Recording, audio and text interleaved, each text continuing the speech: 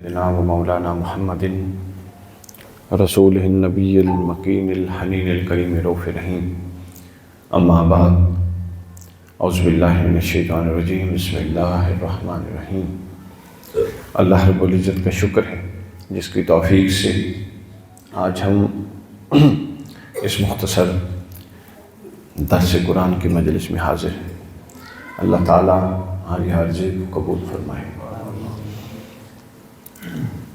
ایک تمہیدی گفتگو کے طور پہ ماحول محترم حافظ محمود الحسن صاحب نے بنا دیا ہے، بلکہ ماحول نہیں پورا خلاصہ ہی بیان کر دیا ہے۔ تو میرا ارادہ یہ تھا کہ ہم تھوڑا کچھ حصہ قرآن مجید سے لیں گے اور اس کے بعد اس کی روشنی میں حضرت سیدنا ابوبکر صدیق رضی اللہ تعالیٰ عنہ کی ذات بابرکات پر روشنی ڈالیں گے۔ تو کیا خیال ہے ہم اسی ترتیب سے چلیں؟ ترتیب نہ چھوڑیں۔ قرآن مجید میں اللہ رب العزت نے سب کچھ کھول کے اور بڑی وضاحت سے بیان کر دیا۔ ابھی ہم پچھلے پروگرام میں تھے جس پروگرام کا موضوع تھا حضرت مولا علی کرم اللہ وجہ الکریم کی فضیلت اور فضائل اور اہل بیت کے فضائل۔ وہاں میں نے ایک بات کی کہ حضور نے فرمایا، یہ صحیح مسلم بخاری دونوں کی حدیث، کہ میں تم میں دو چیزیں چھوڑ کے جا رہا ہوں، ایک قرآن اور ایک اہل بیت، دونوں کو پکڑ کے رکھنا، کامیاب ہو جاؤ گے۔ تو آپ لوگوں نے یہ سنی ہوئی۔ وہاں میں نے فیکم کی تھوڑی شرح کی کہ فیکم سے مراد کیا تھا، حضور یہ کس کو کہہ رہے تھے کہ میں چھوڑ کے جا رہا ہوں؟ صحابہ کرام کو کہہ رہے تھے کہ میں چھوڑ کے جا رہا ہوں۔ اسی طرح اب ایک یہاں بھی نیا نقطہ سن لیں۔ ہم نے تھوڑی سی آج گفتگو کرنی ہے یہ اس کتاب کے 166 نمبر اصول پر جو سورۃ الرعد میں ہے، کامیاب لوگوں کی صفات اللہ تعالیٰ نے بیان کی۔ مجھے ایک بات بتائیے کہ اللہ تعالیٰ اپنے محبوب علیہ السلام پر جو آیات نازل فرما رہا ہے اور بتا رہا ہے کہ اے محبوب یہ جو صفات ہیں یہ ان کامیاب بندوں کی ہیں جن کامیاب بندوں سے میں بھی راضی، ماشاءاللہ، جن کامیاب بندوں سے میں بھی راضی اور جن کامیاب بندوں سے تو بھی راضی۔ یہ فرما رہے تھے نا کہ حاجی صاحب کو خوش آمدید کہتے ہیں، تشریف رکھیے۔ تو اللہ فرما رہا ہے کہ ان کامیاب بندوں سے میں بھی راضی اور ان کامیاب بندوں سے تو بھی راضی۔ تو آپ کی عقل گوارا کرتی ہے کہ جس طرح پہلے میں نے کہا کہ کیسے صحابہ کو رہے تھے کہ اہل بیت اور قرآن چھوڑ کے جا رہا ہوں، دونوں کو پکڑنا، ہم نے یہ والا حصہ بھلا دیا اور وہ تقابل کا ماحول بنا دیا جس کی طرف حافظ صاحب نے اشارہ کیا۔ دوسری طرف پھر ایک اور رویہ کہ اللہ نازل کر رہا ہے قرآن اور اس میں کہہ رہا ہے محبوب مومن کی یہ صفت ہو سکتی ہے، یہ ہے، متقی ایسے ہوتے ہیں۔ تو کہیں آپ کی عقل اس بات کی اجازت دیتی ہے کہ ویسا متقی زمین پر اور صحبت نبی میں موجود ہی نہ ہو اور اللہ قرآن میں اس کے خواص گنوا رہا ہو؟ ایسا ہو سکتا ہے کہ نہیں ہو سکتا نا۔ تو کہیں تو وہ مومن موجود تھے جن کی خواص اللہ گنوا رہا تھا، کیونکہ رسول اللہ تو ہر خصوصیت کے جامع ہیں، رسول اللہ سے تو خارج کچھ نہیں ہے، ہر خیر رسول اللہ کے وجود میں داخل ہے۔ حضرت ام المومنین حضرت عائشہ فرماتی ہیں، کسی نے پوچھا کہ حضور کے اخلاق کیسے تھے؟ اخلاق عام رویے کو کہتے ہیں، ہر معاملے میں بندہ جس طرح کا معاملہ کرتا ہے اس طرح کا اس کا اخلاق ہوتا ہے۔ تو حضرت عائشہ نے فرمایا کہ سوال کرنے والے تو نے قرآن نہیں پڑھا؟ نے کہا پڑھا۔ تو انہوں نے کہا جو پورا قرآن ہے یہ جس طرح نازل ہوا اور جو یہ کہتا تھا، رسول اللہ کی شخصیت اللہ نے تشکیل ایسے دی تھی، وہ عملاً ویسے کرنے والے تھے جیسا قرآن کہنے والے۔ تو گویا قرآن چلتا پھرتا رسول اللہ تھے اور قرآن صامت، یہ خاموش قرآن، یہ کتاب تھی۔ تو اب متقین کی ڈیفائن کرتے ہیں۔ ہمارے ہاں ہر ایک کے ہاں ظاہر ہے ہم تقوی کی بات کرتے ہیں، کوئی معیار لیتا ہے، کوئی معیار لیتا ہے۔ قرآن مجید نے سورۃ الرعد میں تقوی کی علامات بیان کی، متقین کی، کامیاب لوگوں کی۔ پتہ کیا کہا؟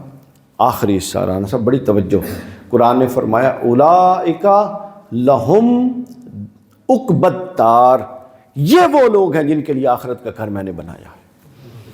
پہلے بیان کی صفات جو ہم کریں گے، اور بیان کر کے اللہ نے حصر لگا دیا، دائرہ، اور کہا فرمایا کہ یہ والے لوگ جو اس دائرے میں آئیں گے ان کے لیے میں نے آخرت کا گھر تو بنایا ہی ان کے لیے ہے۔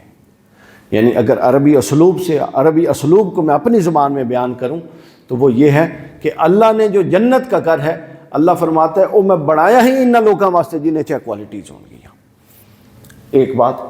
دوسری بات کہ اللہ نے یہ نہیں فرمایا کہ ان میں سے کوئی ایک کوالٹی ہوگی جو شخصیات کے اندر جزوی خیر ہے اور جزوی شر ہے، یہ شخصیت کو تباہ کر دیتا۔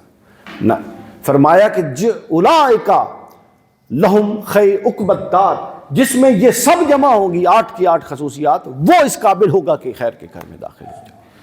ہم یہ کرتے ہیں کہ ہم اب پرابلم سمجھ لیجئے، تقویٰ کے باب میں جو سب سے بڑا مسئلہ ہے، ہم میں سے کوئی بھی ہمہ وقت کا گناہ گار بھی نہیں ہے اور ہمہ وقت کا متقی بھی نہیں ہے۔ ایک کیفیت ہوتی ہے، صحیح سر، اس کیفیت میں جب ہم اپنے نفس پر ضبط نہیں کر سکتے تو ایک گناہ میں مبتلا ہو جاتے ہیں، سمجھیں؟ وہ ایک کیفیت کا گناہ ہوتا، اس میں مبتلا ہو جاتے ہیں۔ تو اگر کوئی شخص اب تقویٰ کیا ہے؟ تقویٰ یہ ہے کہ وہ جو کیفیت طاری ہوتی ہے، آپ نے اس کیفیت کے وقت اپنے اوپر ضبط کرنے کی اتنی عادت اور مشق کرنی ہے، ایکسرسائز کرنی ہے کہ جب وہ کیفیت آئے اس کیفیت کا اثر وجود پر کم سے کم ہوتا جائے۔ جو جو اس کیفیت کا اثر کم ہوگا تو باطن میں خیر اور تقویٰ کا اثر بڑھتا جائے گا۔ آپ نے اس کو گھٹانا ہے، اس خاص لمحے گناہ میں اپنے اوپر ضبط کی مشق کرنی ہے۔ یہ خلاصہ ہے تقویٰ کا، جس کی تفسیر ہم بیان کریں گے۔ اس لمحے خاص میں اپنے اوپر ضبط کرنا ہے۔ اگر آپ لمحے خاص میں ضبط نہ کر سکے تو بعد میں پھر ندامت ہے اور پچھتاوا۔ لمحے خاص میں ضبط کرنا، پھر لمحے خاص میں ضبط کیسے آتا ہے، یہ ہے آج کا موضوع۔ جو یہ 8 چیزیں جو اللہ نے بتائیں، جو ان 8 چیزوں کا عامل ہے اور ہمیشہ عامل ہے، مستقل عامل ہے۔ میں نے عرض کیا نا، ہم ہمہ وقت کے متقی اور ہمہ وقت کے گناہ گار نہیں ہیں۔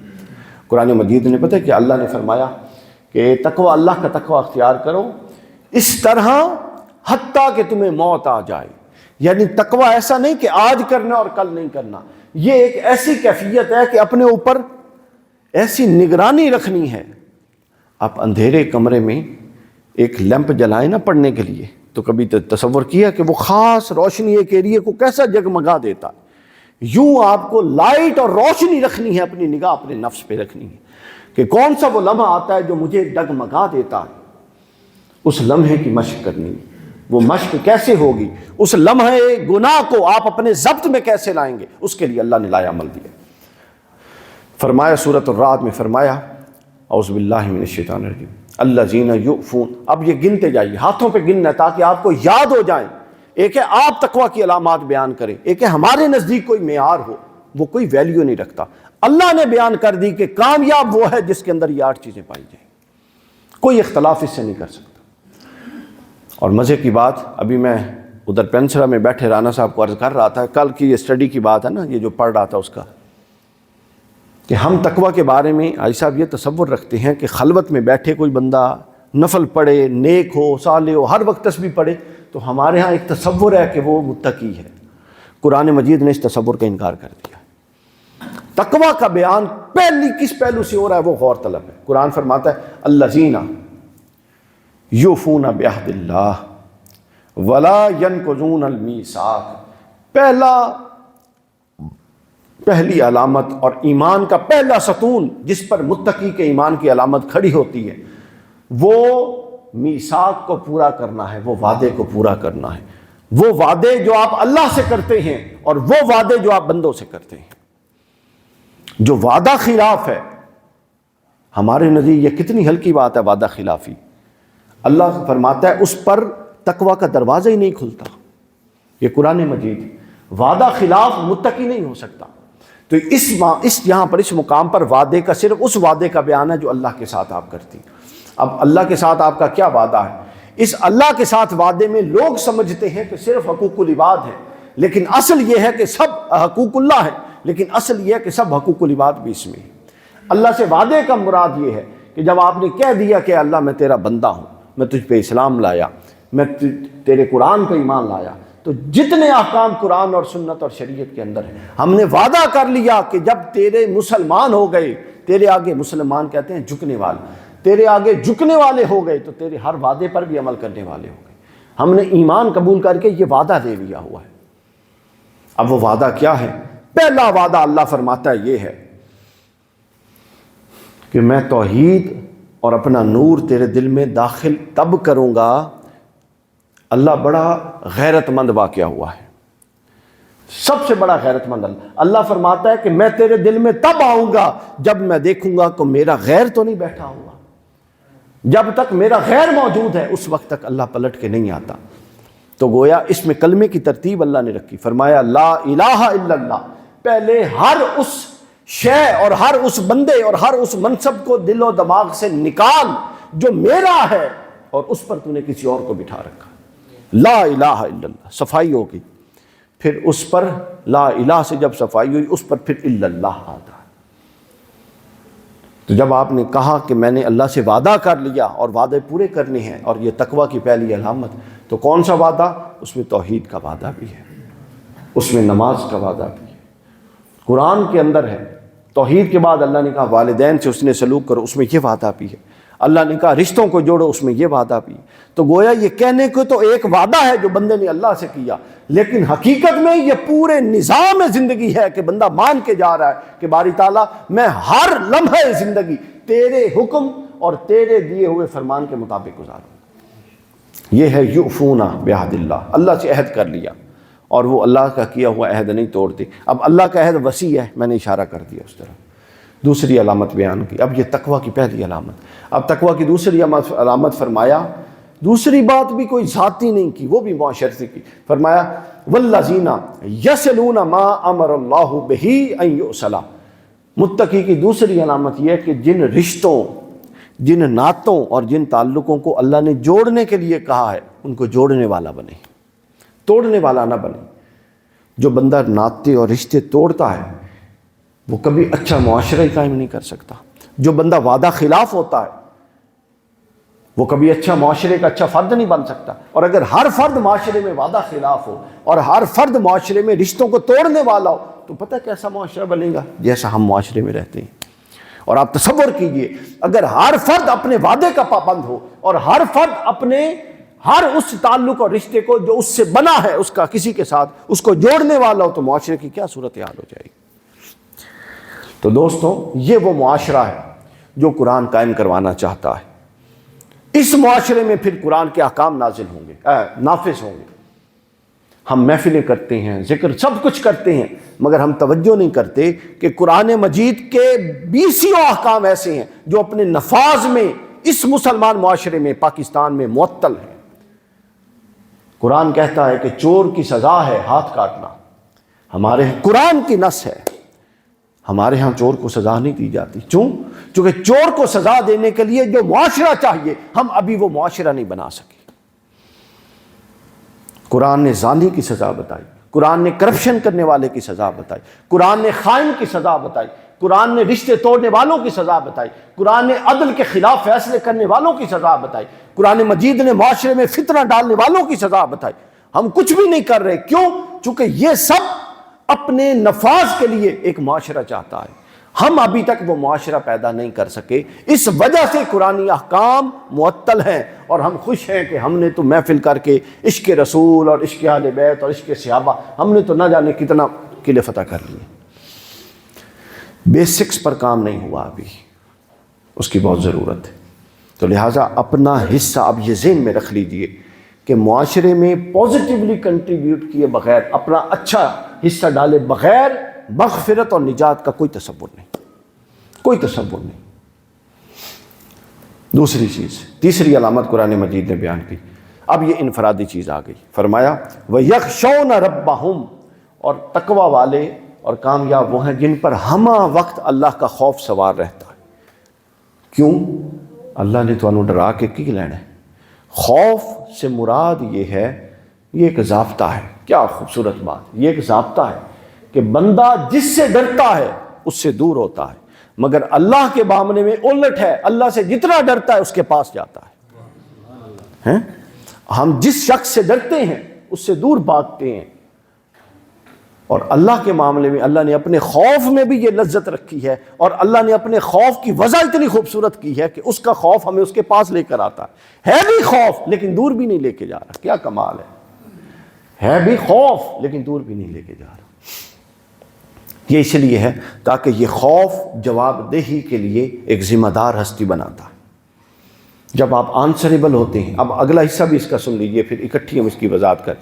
وَيَخَافُونَ سُوءَ الْعَذَابِ، اور خوف کس بات کا؟ اس بات کا کہ کہیں میرا الٹیمیٹ نتیجہ آخرت میں برا نہ نکل آئے۔ وہ اپنے آخری نتیجے کو اچھا دیکھنے کے لیے ہر عمل میں وہ ایک لگا کے رکھتا ہے کہ یار یہ کام ہو گیا، اس کی جواب دہی ہوگی، اس کی جواب دہی ہوگی، اس کی جواب دہی۔ تو جو جواب دہی کے تصور سے چلتے ہیں وہ سنجیدہ اور ذمہ دار لوگ ہوتے ہیں۔ جذباتی لوگوں میں یہ چیز نہیں ہوتی۔ ہمارے ہاں اصل میں قرآن نہ کبھی پڑھا، نہ بیان کیا، نہ روش ہے بیان کرنے کی، نہ لوگ محظوظ ہوتے ہیں۔ تو قرآن تو ایسا فرد اور ایسا معاشرہ چاہتا ہے جو سنجیدہ ہو، جو غور و فکر کر کے، اختلاف بھی غور و فکر کر کے کرنے والا ہو، محبت میں بھی اعتدال پسند ہو، دشمنی میں بھی اعتدال پسند ہو۔ حضور نے فرمایا کہ خبردار کسی سے دشمنی اس حد تک نہ کرو کہ دوست بنے تو سلام دیتے ہوئے بھی شرماؤ، اور کسی سے دوستی اس حد تک نہ کرو اور اس طرح راز نہ بتاؤ کہ کل کو وہ دشمن بن جائے تو تمہارے پلے ہی کچھ نہ رہے۔ ہر معاملے میں اعتدال۔ اس کے بعد اگلی علامت بیان کریں، مومن وہ ہوتے ہیں والذین صبروا، جو تمام مشکلات پر جو حق کی راہ میں آتے ہیں صبر کرنے والے ہوتے ہیں۔ تحمل، مومن جلد باز نہیں ہوتا، اجرت پسند نہیں ہوتا، فوری نتائج نہیں چاہتا۔ آخرت کا نتیجہ دور ہے لیکن عمل ابھی ہے، لیکن گناہ اور برائی کا نتیجہ ابھی ہے، نتیجہ دور ہے، عمل ابھی ہے، لذت ابھی ہے، نتیجہ دور۔ حضرت علی کرم اللہ وجہ الکریم نے فرمایا نہج البلاغہ میں، فرماتے ہیں کہ ان دو اعمال میں کتنا فرق ہے۔ ایک وہ کہ جس کی مشکل برداشت کی جا چکی مگر اجر باقی ہے، اور دوسرا وہ جس کی لذت اٹھائی جا چکی مگر بھگتنا باقی ہے۔ ان دونوں میں کتنا فرق ہے، یعنی جو آپ کر چکے گناہ اور لذت لے چکے مگر ابھی عذاب بھگتنا باقی، اور ایک وہ جو کر چکے اور اس کی اذیت و مشکل برداشت کر چکے مگر اس کا اجر اللہ کے ہاں پڑا ہوا ہے۔ ان دو اعمال میں فرق ہے۔ تو یہ ہے اگلی چیز۔ پھر اس کے بعد فرمایا وَأَقَامُوا الصَّلَاةَ، وہ نماز قائم کرنے والے ہوتے ہیں۔ بے نمازی متقی نہیں ہو سکتا اور بے نمازی کامیاب نہیں ہے۔ اچھا، اب یہاں پر تھوڑی وضاحت سن لیجئے۔ یہ جو لفظ ہے اقام الصلاۃ، نماز کو قائم کرو، نماز کا قیام کیا ہے، یہ ایک غور طلب نقطہ ہے۔ قرآن مجید اکثر یہی اصطلاح لاتا ہے، تو سن لیجئے کہ نماز کا قائم کرنا، صلاۃ ما قبل امور اور صلاۃ ما بعد امور، ان کو جمع کیا جائے تو تب قائم نماز بنتی ہے۔ نماز سے پہلے کچھ چیزیں اور نماز کے بعد کچھ چیزیں، یہ جمع ہوں تو تب نماز قائم ہو جائے گی، ورنہ قائم نہیں ہوتی، پڑھی جاتی ہے۔ اب سوال ہے کہ صلاۃ سے پہلے کیا امور ہیں جو شامل ہوں تو صلاۃ قائم ہوگی، اور بعد میں کیا ہے؟ تو پہلے کا سن لیجئے۔ لاہور میں ایک جگہ تھی، میں گیا، آرے بازار ڈیفنس کے پاس جگہ ہے، وہاں پر معراج، یہی دن تھے، معراج النبی کا پروگرام تھا۔ موضوع دیا گیا جی معراج کی سائنسی حیثیت پر خطاب کریں۔ خطاب شروع کیا، چلتے چلتے چلتے معراج کی رات چونکہ نماز فرض ہوئی تھی، وہاں نماز کی بات شروع ہو گئی۔ اب مجھے کچھ محسوس ہوا تھوڑا، پہلے یہ سنائی ہے بات آپ کو، مجھے محسوس ہوا۔ نماز سے میں وضو پر آیا، وضو سے میں غسل پر آیا، وہ 200-250 بندوں کا مجمع، ان میں سے 2 یا 3 کو غسل کے فرض آتے تھے۔ آپ اندازہ کریں، انہیں یہی نہیں پتا سی پاک کی میں ہونا ہے، ہماری بیسس کا تو یہ عالم۔ تو صلاۃ ما قبل یہ ہے کہ آپ کو پتہ ہو، چونکہ نماز کے لیے وضو شرط ہے اور وضو کے فرض ہیں، کتنے فرائض ہیں وضو کے۔ پھر دوسرا، نماز کی شرائط کتنی ہیں، وہ پوری ہوں گی تو آپ نماز میں داخل ہوں گے۔ پھر نماز کے فرائض کتنے ہیں، جب نماز میں داخل ہو گئے تو کون سا معاملہ فرض ہے۔ یہ ہے امور ما قبل صلاۃ۔ تو وہاں 2 یا 3 بندوں کو غسل کا پتہ تھا، نماز کی شرائط کسی کو بھی نہیں پتہ تھی، اور نماز کے فرائض کوئی 2 یا 4 لوگوں کو پتہ تھی۔ غسل کے فرض البتہ لوگوں کو پتہ تھے. یہ حال ہے ہمارے. تو پوچھے بغیر میں چلو رپیٹ کرتا جانا, یاد ہوں گے لوگوں کو, رپیٹ ہو جانا. غسل کے دوستو 3 فرض ہوتے ہیں, اس کے بغیر آپ, اب نماز میں جب آپ داخل ہوتے ہیں, قرآن نے کہا نماز قائم کرو, تو جو چیز قائم کی جا سکتی ہے اس کے بڑے لوازمات ہوتے ہیں. تو سب سے پہلا لوازمات میں سے پہلی چیز ہے طہارت, اور طہارت کا آغاز غسل سے ہوتا ہے. اور غسل کے 3 فرض ہیں. کتنے ہیں جی؟ سب سے پہلے کلی کرنا, وہ عام کلی نہیں جو ہم وضو میں کرتے ہیں, اس حد تک کلی کہ آپ کی یہاں تک پانی چلا جائے, غرارے جس کو کہتے ہیں. وضو اگر روزہ نہیں ہے تو گھونٹ بھی بھر لیں تو کوئی حرج نہیں. غسل کا دوسرا فرض ہے ناک میں پانی ڈالنا, اور اس حد تک ڈالنا کہ یہ نرم ہڈی آپ کی گیلی ہو جائے. اور تیسرا فرض ہے پورے جسم کو اس امکان سے مل مل کے دھونا کہ کوئی ایک بال بھی خشک نہ رہے. یہ غسل ہو جاتا ہے. پھر اس کے بعد وضو کے 4 فرض ہیں. قرآن مجید نے بیان کیا وَإِذَا قُمْتُمْ إِلَى الصَّلَاةِ فَاغْسِلُوا وُجُوهَكُمْ وَأَيْدِيَكُمْ إِلَى الْمَرَافِقِ وَامْسَحُوا بِرُؤُوسِكُمْ وَأَرْجُلَكُمْ إِلَى الْكَعْبَيْنِ. وضو کا پہلا فرض ہے چہرہ دھونا. چہرہ پتہ کسے کہتے ہیں؟ یہ ماتھے کے بال اگنے کی جگہ سے لے کر یہاں آئیں اور یہ کانوں کی لو کے نیچے دائرہ بنا لیں, یہ چہرہ ہے. تو چہرہ دھونا پہلا فرض. کونی, یہ فولڈ کریں گے پورا کونی ہے, کونی سمیت بازو دھونا یہ دوسرا فرض. سر کا مسح تیسرا فرض, اور پاؤں دھونا ٹخنوں سمیت یہ کیا ہے؟ چوتھا فرض. اس کے بعد نماز کی شرائط. نماز کی شرائط 6, تساونت ایک لفظ ذہن میں رکھ لیں. پہلی شرط ہے طہارت, 3 چیزوں کی طہارت, کپڑے کی جو پہنا ہوا ہے, جسم کی اور جگہ کی. دوسری چیز ہے سطر, جو ڈھانپنے کے حصے ہیں وہ ڈھانپے ہوئے ہیں.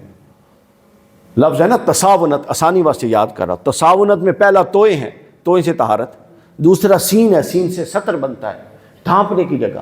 مرد کا سطر یہ ناف سے تھوڑا اوپر کر کے, ناف سے لے کے یہ گھٹنے تک, یہ نچلی ہڈی تک ہے, یہ والی تک.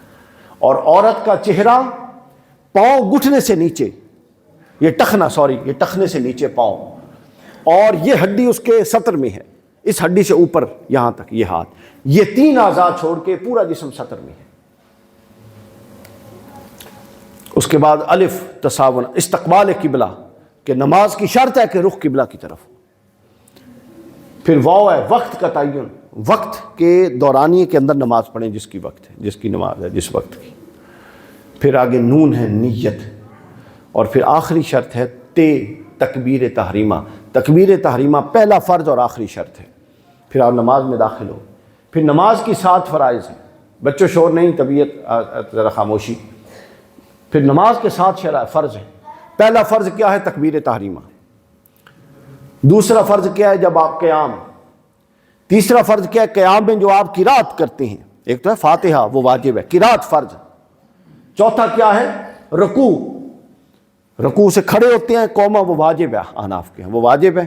وہ چھوٹ جائے تو سجدہ صاحب سے نماز ہو سکتی ہے. فرض کوئی بھی چھوٹ جائے نماز دوبارہ پڑھنی ہے, سجدہ صاحب سے نہیں ہوگی. ہمارے یہ بھی غلط فہمی ہے, جو بھی شے رہ جائے سجدہ صاحب کر کے سمجھے نماز پوری ہوگی. فرض کوئی بھی رہ جائے تو نماز نہیں ہوتی. آپ 10 دفعہ بھی سجدہ صاحب کر لیں, نماز پوری لوٹانی ہے شروع سے. تو قوما کے بعد سجدہ فرض ہے, دونوں سجدے. اس کے بعد قادہ اخیرہ. اب سجدے اور اس کی تسبیح بھی بتا دوں, سجدے اور رکوع کی پہلی دفعہ پڑھنی واجب ہے, اور اگلی 2 دفعہ پڑھنی سنت ہے. ایک دفعہ پڑھی تو نفس رکوع یا نفس سجدہ ادا ہو گیا, مگر ترک سنت ہوا, اور 3 دفعہ پڑھنی سنت ہے. پھر اس کے بعد تشہد میں جو بیٹھتے ہیں قادہ اخیرہ, یہ فرض ہے. اخیرہ 4 رکعت والی رکعت ہے, نماز ہے, تو دوسری دفعہ بیٹھنا واجب ہے, فرض نہیں ہے. بیٹھنا ضروری ہے, اگر بھول گئے نہیں بیٹھ سکے تو سجدہ صاحب کر لیں. آخری دفعہ بیٹھنا فرض ہے. پھر اس کے درمیان ساری سنتیں ہیں, دعائیں, اور آخر میں آپ سلام پھیر دیتے ہیں, وہ 7واں فرض ہے. یہ ہے قیام صلاۃ, اور یہ ہے امور ما قبل صلاۃ. ان کا علم ہونا ضروری ہے, کیونکہ اعلیٰ حضرت کا فتویٰ ہے کہ فرض کو جاننا بھی فرض ہوتا ہے.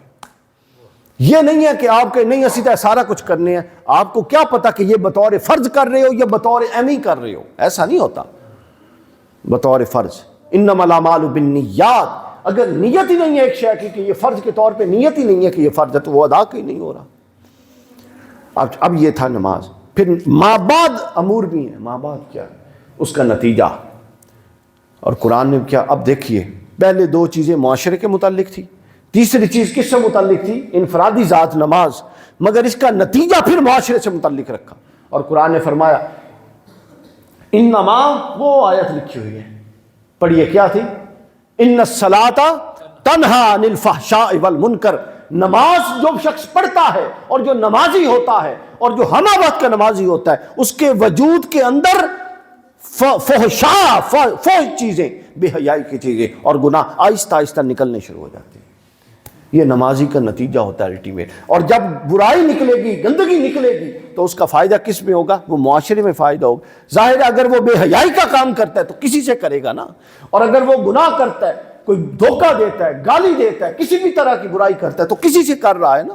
تو جب نماز کا نتیجہ یہ ہے کہ وہ کسی سے نہ کرے، تو نتیجتاً نماز عمل انفرادی رہا، مگر نماز نے اپنے نتیجے میں معاشرے کو بھی محفوظ کر دیا. پھر آگے فرمایا وَأَنفِقُوا مِمَّا رَزَقْنَاهُمْ. آپ گزرے ہیں اور آپ کا کوئی جاننے والا کوئی حاجت مند ہے اور آپ گزر گئے ہیں، اس کی حاجت کی طرف توجہ ہی نہیں کی، تو اللہ فرماتا ہے کہ آپ متقی نہیں ہیں. اس کے معاشی تعطل کو رفع کرنے کے لیے اس کی مدد کیجیے.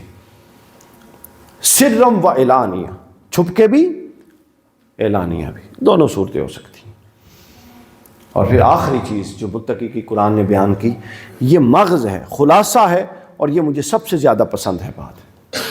توجہ فرمائیے. اللہ تعالیٰ نے فرمایا وَيَدْرَعُونَ بِالْحَسَنَةِ سَيِّئَةً. متقی اتنا نفیس طبیعت کا ہوتا ہے کہ وہ بری بات کو بری بات سے رد نہیں کرتا، بری بات کو بھی اچھی بات کر کے رد کر دیتا. قرآن نے کہا وَإِذَا مَرُّوا بِاللَّغْوِ مَرُّوا كِرَامًا. کسی برائی کے پاس سے جب مومن گزرتا ہے تو وہ اکرام کے ساتھ گزر جاتا ہے، متوجہ ہی نہیں ہوتا. دیکھنے والا کہتا ہے یار انہوں غرض ہی کوئی نہیں ہے اس چینل. تو گویا اس وقار کے ساتھ مومن تشکیل پاتا ہے، وہ مومن جو قرآن کا مومن. جب ہم یہ خصوصیات دیکھتے ہیں تو اہل بیت اطہار، صحابہ کرام، خلفائے راشدین سب میں بدریاتم نظر آتی ہیں. مگر اگر دیکھا جائے کہ ان شخصیات کا منبع اور مجمع کس شخصیت کے اندر تھا تو حضرت ابوبکر صدیق رضی اللہ تعالیٰ عنہ کی ذات نظر آتی ہے. اب آپ جائزہ لیتے جائیے نا کہ وہ جو وعدے پورے کرتے ہیں انہوں نے کیسے کیسے وعدے پورے کیے تھے، اس پر ہم بات تھوڑی تھوڑی کرتے جائیں. پھر جوڑتے ہیں رشتوں کو، پوری ساتھ پوری عمر انہوں نے رشتوں کو جوڑتے ہوئے گزاری. اللہ کا خوف، اللہ کے خوف کا عالم یہ تھا. عبداللہ ابن عمر رضی اللہ تعالیٰ عنہ بیان کرتے فرماتے ہیں کہ حضرت ابوبکر پر خوف الہیہ کا عالم یہ تھا کہ میں ایک دفعہ ان کی حجرے میں گیا، خلیفہ بننے کے بعد کی بات، تو وہ اپنی زبان کو پکڑ کے کھینچ رہے تھے. تو انہوں نے کہا کہ کیا معاملہ ہے، آپ ایسا عمل کیوں کر رہے ہیں؟ انہوں نے فرمایا ابو بکر کو یہ گمان ہے کہ اگر کوئی شے اس کو اٹھا کے اللہ کی جنت سے جہنم میں لے گئی تو یہ زبان ہوگی. خوف خدا کا یہ عالم تھا. ہم ان معاملوں کو کتنا ہلکا لیتے ہیں جن کو وہ بڑے لوگ کتنا سنجیدہ لیتے تھے. پھر آگے فرمایا والذین صبروا، صبر کرنے والے، نماز قائم کرنے والے، اللہ کی راہ میں خرچ کرنے والے، انفاق کرنے والے. اب انفاق کا حال دیکھ لیجئے تبوک کے موقع پر کیا ہوا. بہت سارے مواقع ہیں. تبوک کے موقع پر خاص طور پہ حضرت عمر فاروق اپنے گھر کا آدھا سامان لائے، حضرت ابوبکر اپنے گھر کا پورا سامان، حتیٰ کہ اپنا لباس بھی، اور ٹاٹ کا لباس پہن کے دیواروں پر ہاتھ مارتے تھے کہ کوئی شے رہ نہ جائے. حضور کی بارگاہ میں لے آئے. حضور نے پوچھا کہ ابوبکر گھر والوں کے لیے کیا چھوڑ کے آئے؟ تو عرض کرتے ہیں کہ یا رسول اللہ لہم اللہ و رسول. ان کے پیچھے حضرت عمر سے پہلے یہ سوال کیا. یہ بڑا زبردست واقعہ. حضرت عمر نے فرمایا یا رسول آدھا لایا ہوں اور آدھا گھر والوں کے لیے چھوڑ کے آیا ہوں. حضور مسکرائے اور پلٹ کے کہا ابوبکر تو کیا چھوڑ کے آئے؟ ابوبکر نے کہا میں اللہ بھی چھوڑ کے آیا ہوں اور رسول بھی چھوڑ کے آیا ہوں، اس کے علاوہ ہر شے لے آیا ہوں، اس کے علاوہ ہر شے لے کر آ گیا ہوں. سرن و اعلانین، چھپ کے بھی اور اعلانیہ بھی. یہ ہم نے ایک تمہیدی بات کرنی تھی قرآن مجید سے. اب آپ نے حضرت ابوبکر صدیق رضی اللہ عنہ کے اسلام لانے کا واقعہ آپ لوگوں نے سنا ہوا ہے. کئی کتابوں میں واقعہ بڑا غیر مستند بھی لکھا ہوا ہے. میں آپ کو مستند اور صحیح واقعہ آج سناتا ہوں. یہ اسد الغابہ کے اندر یہ واقعہ فی مناقب صحابہ. جب حضور نے اعلان نبوت فرمایا تھا تو حضرت ابوبکر یمن کے ہوئے تھے، چونکہ بہت بڑے بزنس مکہ کے معاشرے میں لوگ تو مطلب جہالت میں بات کر دیتی ہے نا. دیکھیں ایک شخص، آپ اندازہ کریں، ایک شخص ایک دعوت کو لے کر اٹھا ہے تو کیا اس کو اس سوسائٹی میں مضبوط لوگ نہیں چاہیے؟ چونکہ مضبوط لوگ اپنا اثر رکھتے ہیں. حضرت ابوبکر اس وقت 3 لوگ تھے جو مضبوط تھے، جنہوں نے حضور کا ساتھ دیا. ان میں پہلا نمبر حضرت ابو طالب کا تھا، جن کا معاشرتی وقار تھا. دوسرا نمبر حضرت سیدہ خدیجہ کا تھا، جن کے 900 اونٹوں کا قافلوں پر مال جاتا تھا. اور تیسرا نمبر حضرت ابوبکر صدیق کا تھا، جو کپڑے کے اتنے بڑے تاجر تھے کہ مکہ سے یمن تک ان کی تجارتوں کے مال آتے اور جاتے تھے، اور شام آتے اور جاتے تھے. اب وہ اپنے مال تجارت لے کے شام یمن گئے ہوئے. اب یمن گئے تو ایک عالم نے، چونکہ اس دور میں بہت چرچا تھا کہ کوئی نیا نبی آنے والا ہے، چونکہ پچھلی ساری کتابوں میں تذکرے تھے، پچھلی ساری کتابوں میں حتیٰ کہ حضور کا حلیہ تک بتایا ہوا، شہر تک ہجرت کر کے کہاں جائیں گے سب کچھ بتایا ہوا. تو وہ یمنی عالم تھا، تورات اور انجیل کا بہت بڑا عالم. اس نے حضرت ابوبکر کو دیکھا تو اپنے پاس دعوت پہ بلایا. وہ ٹٹولتا رہا، ادھر ادھر سارا دیکھتا رہا، پوچھتا رہا کہاں سے آئے ہو؟ انہوں نے بتایا مکہ سے. اس نے کہا حرم کے صحن حرم کے قریب ہے تمہارا گھر؟ انہوں نے بتایا. پوچھا مکہ کی شاخ کون سی؟ انہوں نے اپنا قبیلہ بتایا. اس نے سارا آگے پیچھے تسلی پوچھ کے اس کے بعد کہتا ہے کہ اب ایک نشانی رہ گئی، اگر تم مجھے اپنا پیٹ کھول کے دکھاؤ تو تمہاری ناف کے اوپر ایک تل ہونا چاہیے. حضرت ابوبکر پریشان ہوئے کہ بھائی ہم کیوں کھولیں؟ عرب ان باتوں کو معیوب سمجھتے تھے، کیوں کھولیں؟ اس نے کہا کہ ہماری کتابوں میں ہے کہ ایک شخص جو مکہ میں مبعوث ہوگا، اس کا جو جانشین ہوگا اور اس کا جو پہلا ساتھی ہوگا، اس ساتھی کی یہ نشانیاں ہوں گی. وہ سب نشانیاں اے ابوبکر تجھ میں پوری ہیں. اب ایک نشانی یہ ہے کہ ہم پیٹ کھول کے وہ تل دیکھنا چاہتے ہیں. انہوں نے وہ کھولا. اب چونکہ اس وقت تک ایک تو حکم شریعت بھی نہیں تھا، پہلی بات یہ نشان. دوسرا حضرت ابوبکر نے اس کے باوجود جو کھولا وہ سطر سے اوپر کا کھولا، سطر والا ایسا نہیں کھولا، ناف سے. اس نے دیکھا تو اس نے کہا اس کو ڈھانپ لو اور خبردار واپس چلے جاؤ، اپنی اس پہچان کی جو میں نے تمہیں بتایا کسی کو ذکر نہ کرنا. پھر اس نے حضرت ابوبکر کو بٹھا لیا اور کچھ شعر پڑھے حضور کی شان میں. ابھی حضور نے اعلان نبوت نہیں کیا تھا، یمن میں وہ بیٹھ کے اتنا حضور کا تذکرہ تھا. آپ کو یاد ہوگا کہ پچھلی ماضی جو میں نے یہاں خطاب کیا تھا وہ اسی موضوع پہ تھا کہ ما قبل کتب میں حضور کے تذکرے کیسے آئے تھے، یاد آیا؟ تو وہ بڑے تذکرے تھے. ہر نبی اپنے امتیوں کو جہاں اپنی نبوت اور اللہ کی توحید کا درس دیتا، ساتھ وہ یہ کہتا تھا کہ میں وعدہ کر کے آیا ہوں اگر میرے دوران نبوت میں آخری نبی آ جائے گا تو میں بھی اس کی اتباع کروں گا، تم بھی ان کے پیچھے چلو. یہ بتاتے تھے. اس نے بٹھا کے حضور کی شان میں شعر پڑھے. پھر حضور کو کہتے ہیں ابوبکر جاؤ ان کو سلام دینا. معاملہ ختم ہو گیا. اب اس واقعے نے حضرت ابوبکر کے دماغ پر، ذہن پر بڑے گہرے اثرات چھوڑے. خیر جو اپنے معاملات ہو گئے تھے کاروباری وائنڈ اپ کی اور واپس آ گئے. واپس آ کے جب پہنچے تو میں نے عرض کیا کہ مکہ میں ان کا بڑا وقار تھا، چونکہ حضرت ابوبکر کے ساتھ قبل از اسلام مکہ میں ثالثی کا منصب ان کے پاس تھا کہ جب قبیلوں میں جنگ ہوتی تھی اور قتل ہو جاتا تو ابوبکر صدیق فیصلہ کرتے کہ اب خون بہا لینا ہے یا قصاص ہونا ہے، یا جو یعنی وہ پنچایت کے سربراہ تھے. تو لوگ ملنے کے لیے آئے اور حضرت ابوبکر کا حضور سے بہت پرانا دوستانہ تھا. ملنے کے لیے آئے، کئی مہینوں کے بعد واپس آئے تھے، ملنے آئے اور انہوں نے کہا خیر خیریت دریافت. ابوبکر ایک بڑا عجیب واقعہ ہو گیا. حضرت ابوبکر نے کہا کہ کیا واقعہ ہوا؟ انہوں نے کہا کہ تمہارے دوست نے، آپ کے صاحب نے تو ایک دعوی نبوت کر دیا ہے. وہ کہتے ہیں میرے پاس اللہ کی طرف سے وحی آتی ہے اور اللہ نے مجھے عالمین کے لیے رسول منتخب کر لیا ہے. اچھا اب وہ جو ذہن پر اثر تھا اس نے دوسری چوٹ لگا دی، یہ اور پختہ ہو گیا. اب پریشان، یہ معاملہ تو بڑا اور بڑھ گیا. حضرت ابوبکر نے سب کو ملے جلے حال حوال بتائے اور وہاں سے نکلے اور حضور سے ملنے کے لیے چلے گئے. اس وقت حضور حضرت سیدہ خدیجہ کے حجرے میں تھے. دروازہ دستک دی، حضور علیہ السلام باہر تشریف لائے، بیٹھے اور آپس میں گپ شپ حال احوال ہونے لگے. حضور نے پوچھا کہ ابوبکر بتاؤ نا یمن میں وہ کاروبار کے معاملات کیسے رہے، انہوں نے سارا بتایا۔ تھوڑا ڈرتے ڈرتے حضرت ابوبکر نے پوچھا کہ میں نے سنا ہے کہ آپ نے نبوت کا دعویٰ کیا ہے۔ حضور نے فرمایا ہاں ابوبکر، اللہ نے مجھے عالمین کے لیے منتخب کیا ہے، اور میرے پاس اس روح سے میری تائید کی ہے جو موسیٰ، عیسیٰ علیہ السلام اور ماں قبل انبیاء کے پاس آتی تھی، اشارت حضرت جبرائیل علیہ السلام۔ حضرت ابوبکر رضی اللہ عنہ نے دیکھا ٹھیک ہے، اب بڑی حیرت سے پوچھتے ہیں۔ حضرت ابوبکر نے پوچھا کہ اچھا تو یا رسول اللہ، اب وہ پوچھتے ہیں کہ یہ بتائیے کہ میں کیسے مانوں، یا کیا ثبوت ہے کہ آپ اللہ کے نبی ہیں، کیسے یقین کیا جائے؟ حضور علیہ الصلوۃ والسلام نے حضرت ابوبکر کو دیکھا اور پوچھا کہ ابوبکر، وہ یمن کے عالم کی باتیں اور اس کا سلام دینا بھول گئے ہو؟ اس نے جو سلام دیا تھا کیا وہ تیرے ایمان لانے کے لیے کافی نہیں ہے؟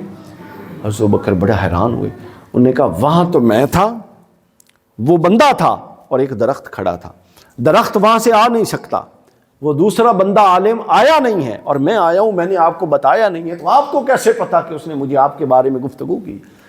تو فرمایا کہ اللہ نے جس بندے، جس فرشتے کے ذریعے مجھ پر وحی بھیجتا ہے، وہ مجھے یہ سب باتیں آ کے بتا گیا تھا۔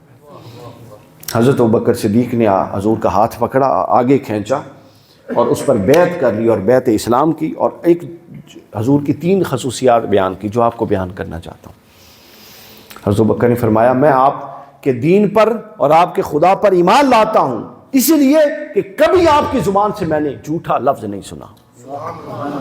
یعنی میں جھوٹا ترجمہ کر رہا ہوں، یہ حضور کی شان کے لفظ نہیں ہے، یعنی کوئی ایسا جملہ نہیں سنا جو سچ کے بالکل عین پیمانے پہ پورا نہ اترتا۔ پھر فرماتے میں آپ پر ایمان لاتا ہوں کیونکہ میں نے آپ سے زیادہ دیانتدار اور ایماندار کوئی شخص نہیں دیکھا مالی معاملات۔ اور پھر فرماتے ہیں میں آپ پر ایمان لاتا ہوں چونکہ میں نے آپ نے لوگوں کے معاملات میں سب سے زیادہ آپ کو عدل کرنے والا پایا۔ یہ 3 قدریں عرب معاشرے میں اتنی اہم تھیں، یہ کر لیے۔ اچھا، اور یہ جو روایت ہے نا اسد الغابہ کی، اس میں 2 چیزیں ہیں۔ ایک اور راز کی بات آپ کو بتاؤں، بڑی خاص بات، رانا صاحب بڑی خاص۔ اس نے کہا ہماری کتابوں میں 2 لوگوں کے واقعات ہیں، 2 لوگوں کا حلیہ ہے جو رسول اللہ پر ایمان لائیں گے۔ انہوں نے کہا کون؟ فرماتے ہیں ایک وہ شخص جو عمر میں سب سے بڑا ہوگا اور سب سے پہلے ایمان لائے گا، اور ایک وہ شخص جو عمر میں سب سے چھوٹا ہوگا اور سب سے پہلے ایمان لائے گا۔ کہتے ہیں کہ ابو بکر عمر میں سب سے بڑا تو لگتا ہے، ابھی ہم نے اس کو دیکھا نہیں ہے کہ عمر میں سب سے چھوٹا کون ہوگا، وہ علی المرتضیٰ تھے۔ تو اللہ نے علی اور ابو بکر کو پرانی کتابوں سے جوڑ کے رکھا ہے، اور آج کا مولوی جدا کر رہا ہے، جدا کر رہا۔ تو یہ واقعات، اچھا اس واقعہ سے پہلے بھی حضرت ابوبکر صدیق کی، چونکہ جو بندہ بڑا سمجھدار ہوتا ہے، بزنس مین ہے، سوسائٹی میں رہتا ہے، وہ بڑا چیزوں کو لاجیکلی دیکھتا ہے۔ حضرت ابوبکر نے یہ واقعات سن رکھے تھے کہ ایک نبی نے آنا ہے، ایک نبی نے آنا ہے، خود بیان کرتے ہیں حضرت ابوبکر خود۔ میں آپ کو کتاب کا حوالہ بھی بتا دوں، کوئی اس پر اعتراض ہی نہ کر دینا جی، ڈر بھی لگ دے۔ اسد الغابہ کی 5ویں جلد میں زید بن عمر بیٹھا تھا، اس کے ساتھ حضرت ابوبکر تھے، اور کہتے ہیں ہم سے کعبہ میں کعبہ سے ٹیک لگا کے بیٹھے تھے، اور ایک شاعر تھا جس کا نام تھا امیہ بن ابی اسلط، وہ وہاں سے گزرا۔ اب زید بن عمر معروف تھا اس وقت، وہ کھوج لگانے میں لگا ہوتا تھا، علماء کے پاس جاتا تھا کہ جس نبی نے آنا ہے بتاؤ وہ کہاں تک پہنچا ہے۔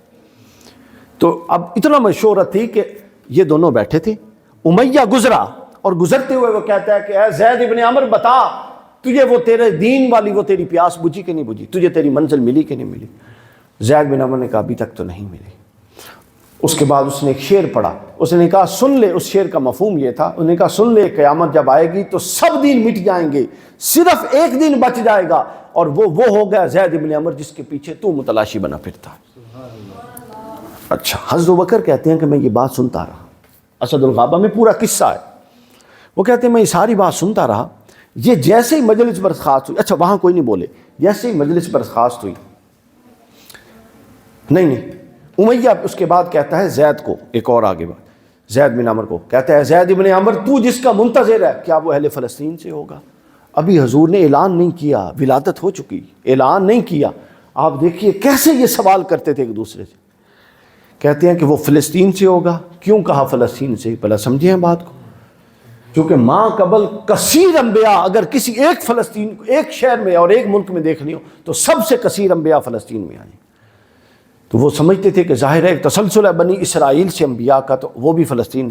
تو کہتے ہیں کیا وہ فلسطین سے ہوگا؟ زید نے کہا مجھے نہیں معلوم.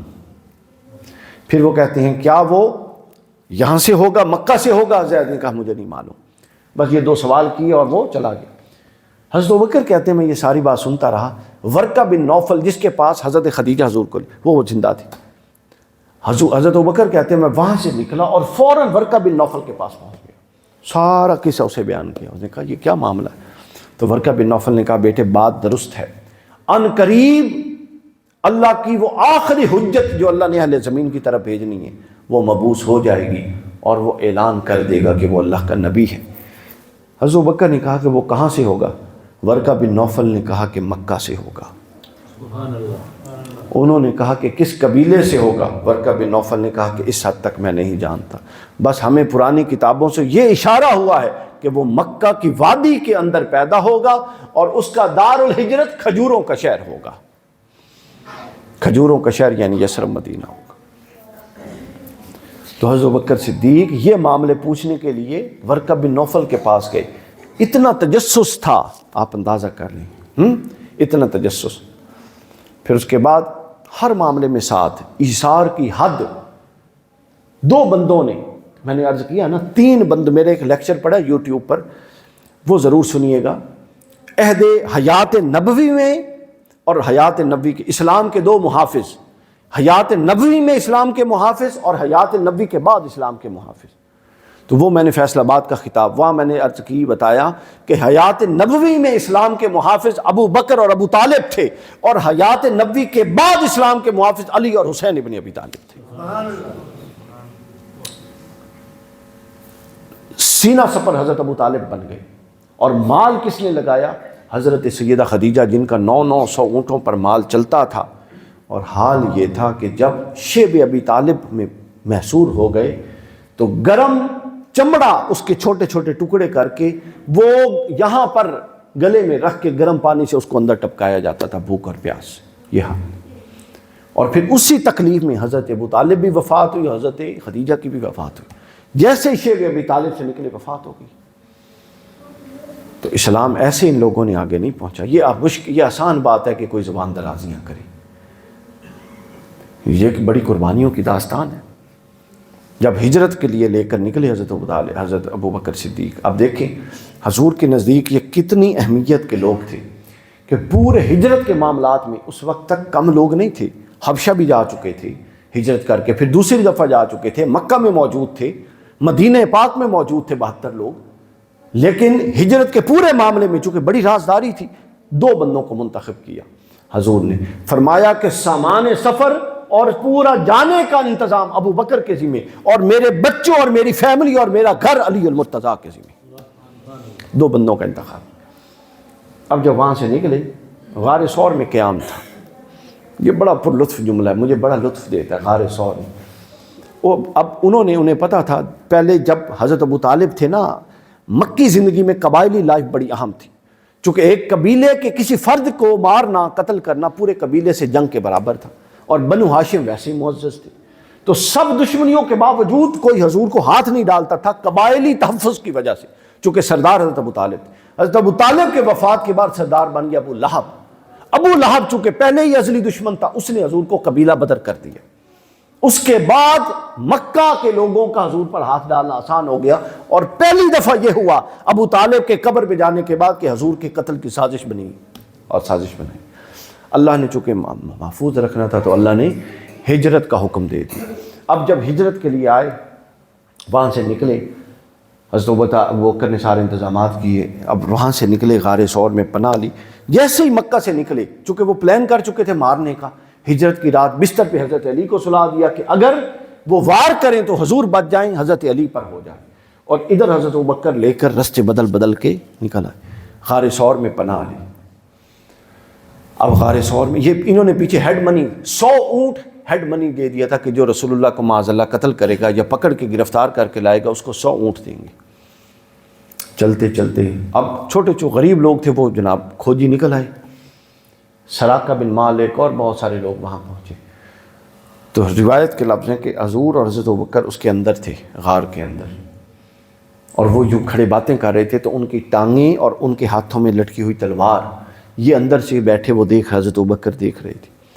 اور حضرت ابوبکر نے پریشانی کے عالم میں حضور سے کہا کہ یا رسول اللہ، یہ تو اگر ہمیں پا لیں گے تو نہیں چھوڑیں گے۔ حضور کا وہ جملہ اطمینان سنیے، واہ واہ۔ حضور نے فرمایا اے ابوبکر، ان دو کے بارے میں تیرا کیا خیال ہے جن کے ساتھ تیسرا اللہ ہو؟ ان دو کے بارے میں تیرا کیا خیال ہے جن کے ساتھ تیسرا اللہ ہو؟ بس حضور کی زبان سے یہ جملہ نکلا اور ادھر سے آیت نازل ہو گئی، ثانی اثنین اذ ہما فی الغار۔ اللہ نے سکینت نازل کر دی اور ابوبکر صدیق کے دل کو سکون آ گیا۔ پھر وہاں سے نکلے اور آگے کا پورا سفر، جب گھر سے نکلے تھے تو حضرت اسما بیٹی جو حضرت عائشہ سے بڑی جو تھیں، حضور ابوبکر کی صاحبزادی، وہ بیان کرتی ہیں 6000 درہم حضرت ابوبکر کے پاس تھے اور 1 درہم بھی گھر میں نہیں چھوڑا، وہ ساری پوٹلی بنا کے سفری اخراجات کے لیے ساتھ لے گئے۔ ذرا 6000 درہم اس دور کا کیلکولیٹ کریں کتنا بنتا ہے، آپ کو پتہ لگ جائے۔ اور ابوبکر کے جو والد تھے ابو قحافہ، وہ فتح مکہ کے وقت مسلمان ہوئے، اس وقت انہوں نے اسلام قبول نہیں کیا تھا، مخالف تھے۔ وہ اپنی پوتیوں کو، ابوبکر کی بیٹیوں کو کہنے لگے کہ تمہارے باپ نے بڑی زیادتی کی تمہارے ساتھ، سارا ایمان لے کر گئے چلا اپنے صاحب کے لیے۔ حضرت وہ نابینا ہو چکے تھے، حضرت ابو قحافہ بعد میں اسلام قبول، نابینا ہو چکے۔ حضرت اسما نے ان کا ہاتھ اٹھایا اور کہا ابا جان، دادا جان، ایسی بات نہیں ہے، ہمارے ابا جان ہمارے لیے مال رکھ کے گئے ہیں۔ انہوں نے پوچھا کہاں؟ حضرت اسما، اب تربیت ابو بکر دیکھی، حضرت اسما نے پتھر اکٹھے کیے اور ان کے اوپر کپڑا ڈالا اور آ کے دادا کا، نابینا دادا کا ہاتھ لگوایا کہ یہ وہ مال پڑا ہے جو ابو بکر ہمارے لیے رکھ کے گیا، یہ وہ مال پڑا ہے جو رکھ کے گیا۔ پھر اس کے بعد پھر ایک داستان ہے، طبیعت اور مزاج، حضور کے مزاج سے بہت واقف تھے حضرت ابوبکر، جو چیز رسول اللہ کو اذیت دیتی تھی اس کے حل کے لیے پریشان ہو جاتے ہیں۔ اسلام کے معاملے میں جو اولین لوگ تھے وہ حضرت ابوبکر کی دعوت پر مسلمان ہوئے۔ حضرت طلحہ ابوبکر کے ہاتھ پر مسلمان، حضرت زبیر ابوبکر کے ہاتھ پر مسلمان، اس کے بعد ابو عبیدہ بن الجراح حضرت ابوبکر کے ہاتھ پر مسلمان۔ اس کے بعد حضرت ابوبکر کی ایک جو اور سب سے بڑی خدمت تھی جو مجھے بہت پسند ہے، وہ یہ ہے کہ جن غلاموں کو اسلام قبول کرنے کی وجہ سے ان کے مالک مارتے تھے، حضرت ابوبکر کے ایک مشن تھا، مال جمع کرتے، کاروبار سے اس غلام کو خرید کے حضور کو دے کے آزاد کرا دیتے۔ حضرت بلال کو کس نے، یہ بڑا پر لطف واقعہ ہے، بلال کا، حضرت بلال کا جو مالک تھا نا، اس کا نام بھی امیہ تھا، امیہ بن خلف، بہت ظلم کرتا تھا۔ حضرت ابوبکر نے اس کو 10 دفعہ سمجھایا کہ اس کا اپنا مذہب، تو اپنے مذہب کی پیروکاری کر، اس نے کہا نہیں۔ پھر آخر حضرت ابوبکر نے کہا کہ اچھا میں اسے خریدتا ہوں۔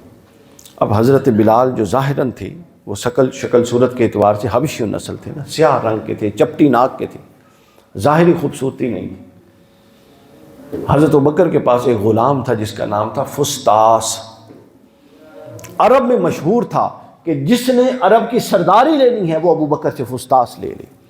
معروف جس طرح ہو جاتا ہے نا متھ کہ یہ برکت بھی ہے، حسین بھی ہے اور ذہین بھی تھا۔ امیہ کے پاس گئے تو امیہ کہتا ہے کہ ابوبکر سودا کرتا ہوں لیکن بدلے میں فسطاس چاہیے۔ اب وہ تصور بھی نہیں کر سکتا تھا کہ حضرت ابوبکر مان جائیں گے۔ حضرت ابوبکر نے کہا ٹھیک ہے فسطاس لے لو، بڑا پریشان ہوا، فوراً اس نے یو ٹرن لیا، کہتا نہیں فسطاس بھی چاہیے اور ساتھ 500 اوقیہ چاندی بھی، 40 اوقیہ چاندی بھی چاہیے۔ اس نے کہا اب پیچھے ہٹ جائے گا۔ حضرت ابوبکر نے کہا فسطاس بھی دیا اور 40 اوقیہ چاندی بھی دی۔ غلام کو لائے اور چاندی کا وہ گٹھڑی اس کے ہاتھ میں دی اور حضرت بلال کا ہاتھ پکڑ کے چل پڑے۔ اس نے پیچھے سے بڑا تحقیر والا جملہ کہا حضرت بلال کے لیے، امیہ نے۔ حضرت ابوبکر کہتے ہیں کہ اے شخص، مجھے اگر بلال کے لیے یمن کی سلطنت بھی خرید کے تجھے دینی پڑتی تو وہ بھی میں خرید کے دے دیتا۔ اس نے کہا جا تو رہا ہے، یہ تو بتا اس کے اندر خوبی کیا ہے۔ حضرت ابوبکر نے فرمایا خوبی کا تو مجھے معلوم نہیں، بہرحال یہ معلوم ہے کہ بلال کو جب تو اذیت دیتا ہے تو رسول اللہ مضطرب ہو جاتے ہیں، تو بلال کے جانے سے رسول کا اضطراب ختم ہو جائے گا۔ تو لے گئے تو حضور کی خدمت میں پیش کر دیا۔ تو حضور نے فرمایا اے ابو بکر کیوں نہ ہم حصے دار ہو جائیں بلال کی آزادی میں؟ عرض کیا رسول اللہ آپ کا ہی ہے. فرمایا خرید کے تو لایا ہے، آزاد میں کرتا ہوں. تو جو خرید کے لائے تھے حضور نے آزاد کر دیا، اور بلال تو پہلے ہی غلام تھا، اس نے کہاں آزاد ہونا تھا. حضرت بلال پھر ساری عمر، اور پھر وہ مرتبہ تھا حضور فرماتے ہیں کہ جب میں خواب میں دیکھا کہ مجھے جنت کی سیر کروائی گئی تو میرے آگے آگے بلال کے قدموں کی آہٹ تھی. حضرت بلال رضی اللہ تعالیٰ عنہ. یہ ہے دوستوں ان لوگوں کے مقام. اور یہ آپ کو معلوم ہے کہ یہ تذکرے کیوں ہوتے ہیں؟ یہ تذکرے اس لیے ہوتے ہیں کہ جن لوگوں نے اخلاص کے ساتھ اپنی زندگی اللہ اور اس کے رسول کے دین میں وقف کی، ان کو زندہ رکھنا پھر یہ اللہ کا امر ہوتا ہے. وہ جیسے بھی اس کے لیے اسباب پیدا کرے، یہ اس کا وہ مالک ہے، یہ اس کی اپنی مرضی ہے. یہ مالک ہے، یہ اس کی اپنی مرضی ہے.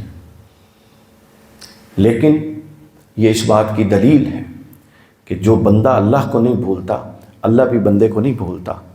بندہ قبر میں چلا جائے، صدیاں گزر جائیں، اس کا تذکرہ وہ پھر بھی زمین پر کرواتا رہتا ہے. وہ بدلہ دیتا ہے اور کہتا ہے کہ تو بندہ ہو کہ مجھے ایک دفعہ یاد کرے گا تو تو یہ کیا سمجھتا ہے، یہ تیری حیثیت تھی، میں تجھے پھر اپنی شان کے لائق یاد کرواؤں گا. وہ پھر اپنی شان کے لائق بندوں کا تذکرہ کرواتا ہے. فَاذْكُرُونِي اذکرکم. تو جیسا، اور ایک حدیث ہے صحیح بخاری میں فرمایا کہ اگر کوئی بندہ میرا تذکرہ کرتا ہے خلوت میں، اللہ فرماتا ہے میں بھی اکیلے اس کا تذکرہ کرتا ہوں. اکیلے کسی بندے کا اللہ تذکرہ کرے تو کیا بات ہے، واہ. پھر فرمایا اگر کوئی بندہ مجمع میں میرا تذکرہ کرتا ہے فَإِذَا ذَكَرْتُ فِي الْمَلَاءِ ذَكَرْتُهُ فِي الْمَلَاءِ خَيْرٌ مِّنْهُ. اور اگر کوئی مجمع میں میرا تذکرہ کرے تو میں بھی مجمع میں اس کا تذکرہ کرتا ہوں. اور پھر فرمایا میرا مجمع اس کے مجمع سے بہتر ہے، میرا فرشتوں کا مجمع ہے. وَإِذَا ذَكَرْتُ فِي نَفْسِي ذَكَرْتُهُ فِي نَفْسِي. پہلا جو اپنی دل میں میرا تذکرہ کرے، میں بھی اپنے وجود کے اندر اپنی شان کے لائق اس کا تذکرہ کرتا. تو لہٰذا کامیابی یہی ہے دنیا و آخرت میں کہ یہ ان لوگوں کے تذکروں سے مراد اور مقصد بھی یہی ہے. چونکہ یہ پریکٹیکل ہمارے پاس اگزامپلز ہیں نا، کہ ایک طرف ان کی زندگی ہے جنہوں نے مخالفت کی اور نفس کی پیروی کی، ایک طرف ان کی زندگی ہے جنہوں نے پیروی کی اور نفس کی مخالفت کی. تو دیکھ لیں زندہ کون ہے، تو کس کا نتیجہ اچھا ہے. ان معاملات کو دیکھ کر ہم نے اپنی اگلی زندگی کے معاملات کا طے کرنا ہے، تاکہ ہم بھی جب اس دنیا سے جائیں تو ہمیں بھی خیر کے ساتھ لوگ یاد کریں. اور یاد تو اتنا ہی کیا جانا ہے جتنا ہم نے اللہ کو یاد کیا، یہ تو اسی تناسب سے ہوگا. لیکن کم از کم جتنا یاد کیا جائے وہ خیر کے ساتھ کیا جائے. چونکہ یاد تو اللہ یزید کو بھی کرواتا ہے لیکن لعنت کے ساتھ کرواتا ہے. یہ اس کی اپنی شان ہے کہ وہ کس کو خیر کے ساتھ یاد کروا رہا ہے اور کس کو شر کے ساتھ یاد کروا رہا ہے. تو یاد بھی ہو اور یاد بھی خیر کے ساتھ ہو. اللہ تعالیٰ آپ سب لوگوں کو یہاں پر اپنے حفظ و امان میں رکھے اور آپ سب لوگوں کی حاضری قبول فرمائے. خلاصہ یہ ہے کہ حضرت ابوبکر صدیق کی پوری سیرت کا خلاصہ یہ ہے، ایثار، اللہ کی راہ میں خرچ کرنا، ایثار اور ایثار، قربانی اور قربانی. بس یہ خلاصہ. اگر کوئی کہے نا کہ ایک جملہ جس میں پوری سیرت آ جائے، وہ ایک جملہ یہ ہے کہ ایثار اور صرف ایثار. قربانی اور صرف قربانی. یہ قربانی ہی تھی جس کی وجہ سے حضور نے فرمایا کہ میں نے سب کے قرض اتار دیے، ابو بکر کے قرض اتنے ہیں کہ اللہ قیامت کو اتارے گا. اللہ تعالیٰ آپ سب لوگوں کو اپنے حفظ و امان میں رکھے. وما علینا الا البلاغ.